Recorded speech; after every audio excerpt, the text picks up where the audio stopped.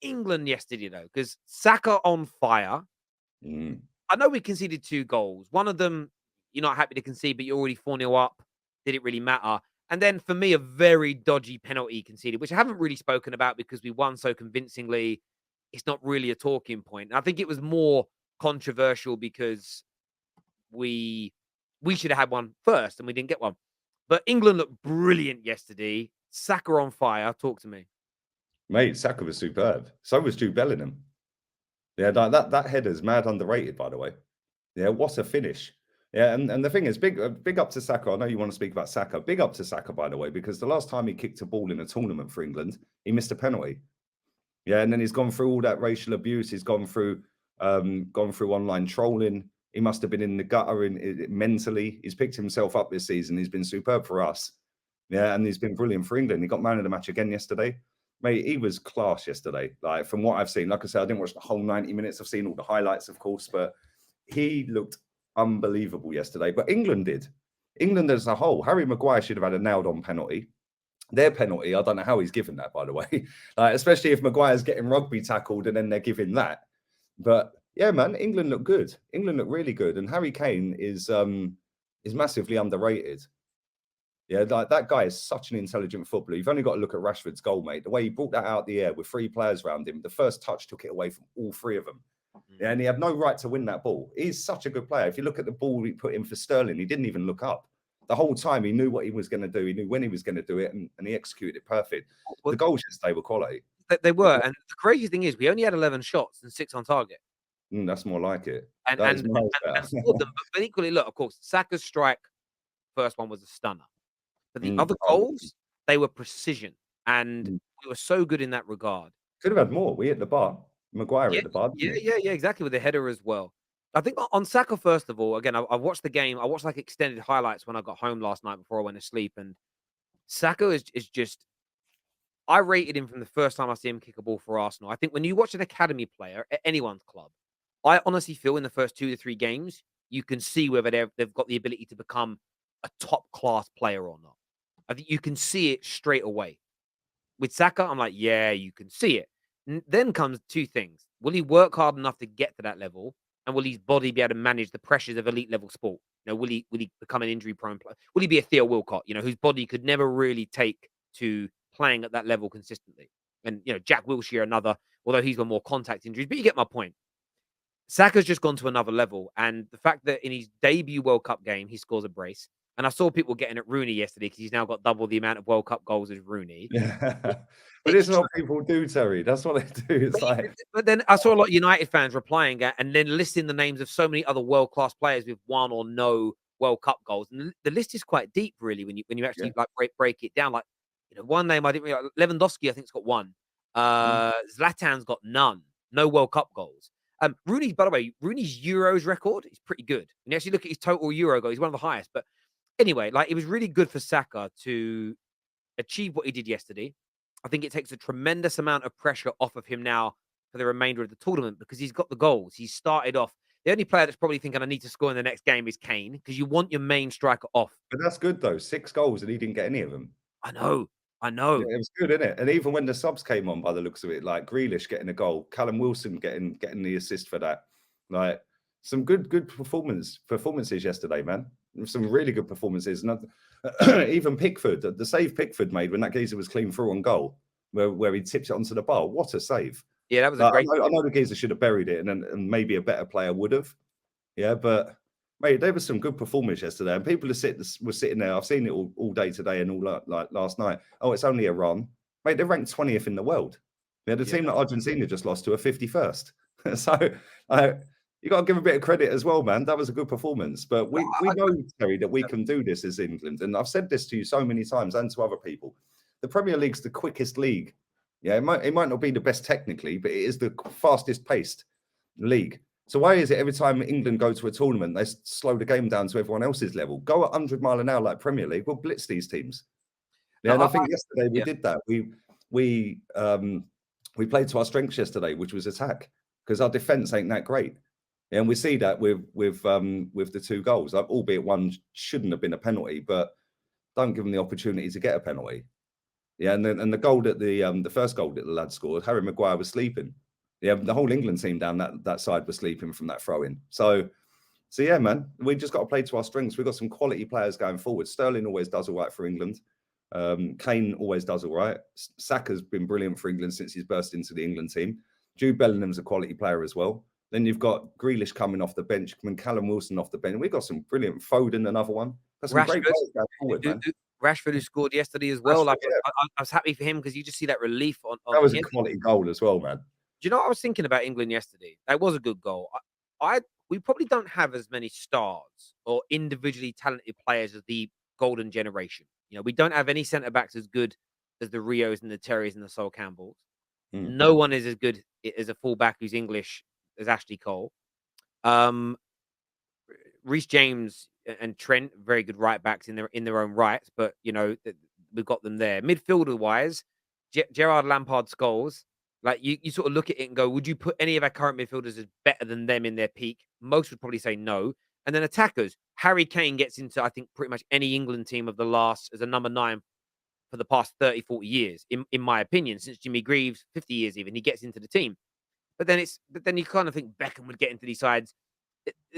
You probably wouldn't get more than 3 or 4 of this current team, player for player, into those England teams we grew up watching. But I think as a team and a squad, we're better than all those squads. I remember in the 90s, we were bringing Steve Stone off the bench. In 2004 at the Euros, we were bringing on Darius Vassell. At the World Cup in 2010, Aaron Anderton. In 2010, Matthew Upson was starting games. Well, don't diss Upson, mate. Yeah, don't diss Upson. He's a boomer, mate. But yeah, and I know he was originally. He's probably won more than Harry Kane. But then you speak about Harry Kane, and you're right. See, what Harry Kane does really well, he knows where the ball needs to be delivered. It then becomes down to the attackers. Are you going to be in the right place? And he crossed that ball in, and Sterling made the right run. It was a great finish. It was a great start, and you know, it was a great goal. Like, and if you watch that goal back, Kane does not look up once.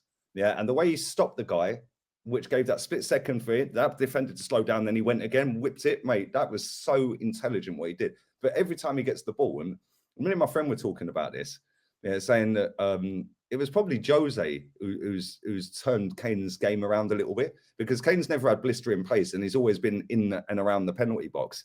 Yeah, as soon as Jose went to Tottenham, he's dropped deeper, like more like Rooney did a little bit at United, getting the ball in midfield and making the play as well. And because he's such a good footballer, he can do that, and he can still chip in with goals. I think a lot of people with Harry Kane, Tottenham fans are definitely not going to like what it is I'm about to say.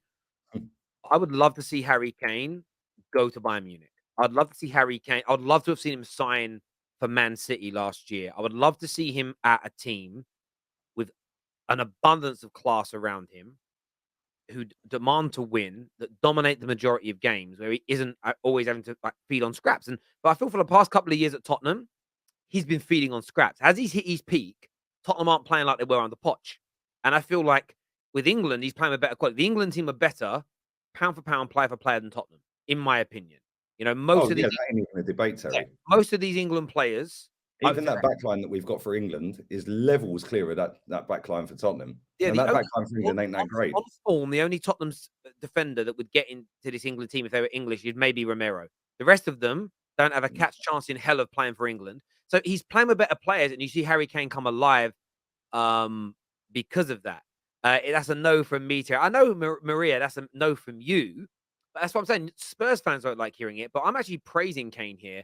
I want to see him play for a top club who have the ability to win the major trophies, because he's that good. And it's going to be annoying that he is, again, he might win the World Cup this year, and we're going to get onto that in a minute. He might win the World Cup, and then he has a legacy in the game. But I keep saying this about Kane, and I'll say it until I'm blue around the lips. I'll say it until the day I die. Until you have major trophies on your CV, you can't sit with the other legends of the game, because all of them have it. All of those players that statistically he's on par with, you go through their CVs. How many don't have one major trophy? I just remembered as well. Matthew Upson won the Premier League in 2002. Nah, he's won more Premier Leagues than Harry Kane. Jonathan Greening's got a Champions League winners medal. Jonathan Greening's got more Champions Leagues than Arsenal. And David. Thanks for and having me on, mate. David May. A question for you I've got is, do you think England can win it? Well, they're in it, so they've got a chance. You've got to be in it to win it, ain't you? They've got True. a chance, mate. They've got a chance, but I don't know, man. I don't rate this manager we've got. I don't rate him. I don't rate that back line either. Yeah, I think midfield's got no creativity. That's why Kane drops in. So, okay, cool. And you've got the forward players. Saka's good enough to score goals. Sterling, Grealish, Foden, we know they can score goals. Callum Wilson's going to be a threat because he's quick and he's a good player. Yeah, and he'll bag goals. And Kane will chip in. So our attack, we can score. I think we've proved that in the last couple of major tournaments we've been in. We can score goals for fun. Yeah, but it's when it comes to the nitty gritty where you're getting a decent country that are going to low block the hell out of you and then just hit you on the counter. Somebody like, Brazil, for example. If we come up against Brazil, would you fancy our chances against them? Not in a final, but if it was, say, a knockout to get to a final, a semi, for example. And it's a great question, because so Can far we even get them? I don't even know whether we can get them in a semi. Can we get them? I haven't looked. I haven't done a tree this year, as in Let like me have a look. knowing who we can get. But when I look at everyone who's played so far, We can't. We're on the opposite side of the draw. there we go. So it'd be a final, we'd get them in. But I look at it like this. I'm just looking back at the games we've seen so far, and I'm looking at the big teams that have played. I look at the Netherlands. I look at Argentina. Seen Denmark. We're going to see France today. I'm not going to make any sweeping statements. Of course, we can win it. It's a plausible chance. We've been to a Euros final and a semi-final in the last two tournaments. This team we've started very well. What I would say so far, though, and we've only seen 2 or 3 of them, so we need to see more before we start making any kind of statement, is I'm intrigued to see how good France look. I'm then intrigued to see how good Germany look. I'm then intrigued to see what Spain, and then it'll be Portugal, Brazil, Uruguay. There's still too many teams left to play before I start making my predictions. What I would say about England, though, and we're fitting into a pattern of a nation that's going to win it. The nation that wins this are going to be technically proficient, but have a lot of pace, power, and strength combined with that. So you're not going to be able to win this just by being big and strong. You're not going to be able to win this just by being technically proficient. I think you're going to need both of those attributes to be able to complete it. And you look at France, you look at Germany, you look at Uruguay, Brazil. They're the ones who I'm really intrigued to see what they look like when they play. Once we've seen them have a game or so, I think then you can really, maybe you'll go back to your post-tournament predictions and think, actually, maybe I'll rank England a little bit higher. Maybe I'll rank certain teams a little bit lower. Because the one thing I'd say so far about Argentina and the Netherlands is both of them in their games lacked bite. They had no bite. They had no tenacity. They had no strength. But for me, of course, they've got strength. They're athletes, but Saudi Arabia was stronger today and quicker today than Argentina. Senegal was stronger and quicker than the Netherlands. And I look at England and think, well, we've got strength and power, but it's coupled with very good footballers. And you look at that midfielder, Jude Bellingham and Declan Rice. There are very few midfields in the world that have more physicality coupled with technical ability than those guys. I'm not saying they're the best in the tournament, but there's very few that have better. And they complement each other very well as Yeah, well. very, very well indeed. So, yeah, for me, I look at England and there is a chance, but you're right. It comes down to Gareth Southgate. If he allows us to be more proactive in games, I felt the same thing in the Euros final. We were too negative too long in that game, and we invited too much. We were 1-0 up. We should have been far more aggressive, because we should have brought on Jack Grealish sooner. We should have brought on Rashford and Jadon Sancho. Jadon Sancho was playing very well at the time for Dortmund. They should have both come on much sooner in that game to try and open that team up. We were too pragmatic, and that's what he's not got. We did. We went 1-0 up against Croatia in that semi, and then we're too defensive. That's where it goes wrong for us. We need Gareth Southgate when it really matters. Game management, man. To be proactive, really. That's what I'm hoping for. I'm just looking at this wall chart, yeah. So we're on the same side as Argentina and France. Poland, Mexico, obviously. Who else is on our side? America in our group. Ecuador, Holland. They're on our side. So we could potentially get, if everything went to what most people would assume, and being the French getting all the way through to the quarters at least, or a semi, or at least the quarters, yeah, then if Argentina buck their ideas up, they could potentially meet Argentina in the quarter. And then we should, with that draw that we've got on that side, we should easily get to a semi. Easily, Terry. Yeah, and then the semi would be maybe, I don't know, it'd be one of France, Denmark, Tunisia, Australia, Mexico, Poland, Saudi Arabia, or Argentina. Well, the only two I don't fancy out of that are Argentina, who lost today, and France. Other Yeah. than that, I'll take any of the other teams. And this is the thing. I've seen a comment here from Joe, and it's a fair comment. This says you can't be making a judgment based on a performance against Iran. I'm not making a judgment based on Iran solely. I'm also waiting, like I said, and maybe you commented before I got to this point. I want to wait and see. I've seen some England fans go, "Yeah, we can," and of course we can. There's a chance, but I want to see the other teams play first. We saw no one fancied Italy to win the Euros, and then we saw them play, and it was like, wow, they look good. Mm. If Brazil come out and then zipping that ball, they're moving it. A lot of people have written off France, and I'm not willing to do that yet because they're France. Everyone's writing off Germany. You never write the Germans off in tournament football. They don't always perform, but I just don't think it's ever sensible to go, yeah, Germany ain't doing nothing. Like, I think that's a crazy Mm. take personally. But